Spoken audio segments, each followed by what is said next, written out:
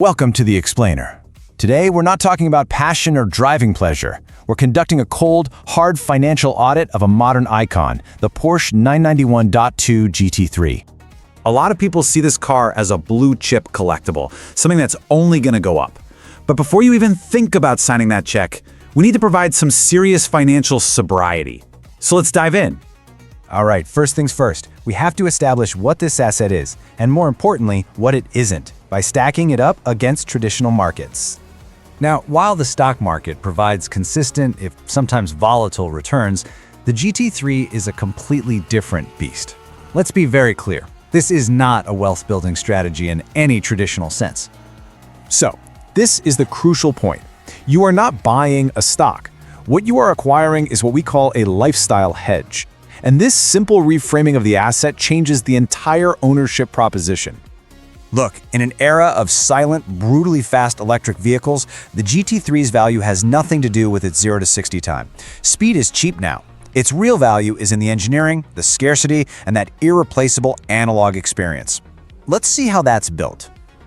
Okay, let's get into the mechanics. The value here is tied to some very specific technical details, and it all starts with a common and frankly deceptive misconception. You'll see this all the time in sales listings. It's a phrase people use to add pedigree, to add value, to get you to pay more. That is a lie. Let me be perfectly clear. The last Mezger engine was in the 997 generation. The 991.2 uses a modern direct injection power plant.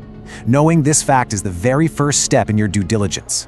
So if it's not the engine's name, what specific component is really driving its value retention over all the other sports cars out there?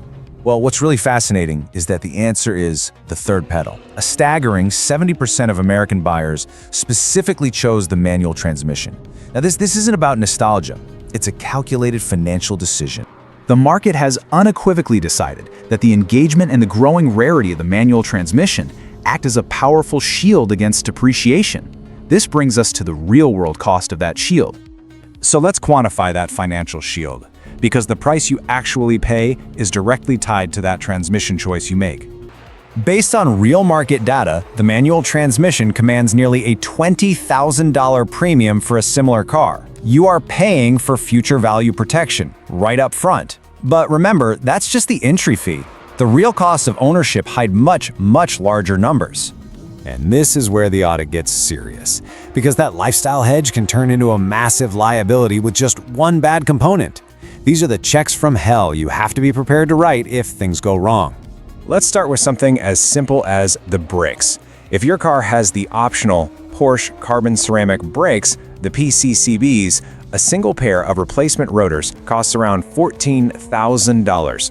And while the 991.2 is considered a lot more reliable, you can't forget that its predecessor, the 991.1, had a well-documented history of catastrophic engine failures. This casts a very long, very dark shadow of risk over the entire platform. And this brings us to the ultimate risk, the final, unarguable point. A full engine replacement on this car can cost up to $100,000. This is the number that transforms this from a car into a high-stakes asset. So what can you do? There is really only one defense against this level of financial exposure. As any owner will tell you, a Porsche-backed CPO warranty isn't a recommendation, it's an absolute necessity. It is non-negotiable. So, after laying out the market context, the technical value, and the truly immense risks, what is the final verdict on this car? This brilliantly illustrates the core takeaway. The car holds immense, tangible value, absolutely.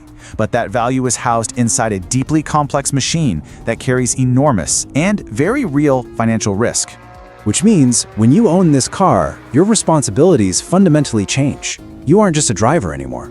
In the garage, you are an asset manager. Your job is to protect the principal investment, mitigate risk at every turn, and understand that every single mechanical decision you make has a direct financial consequence. That is the real question. It's the one you have to answer honestly before you buy.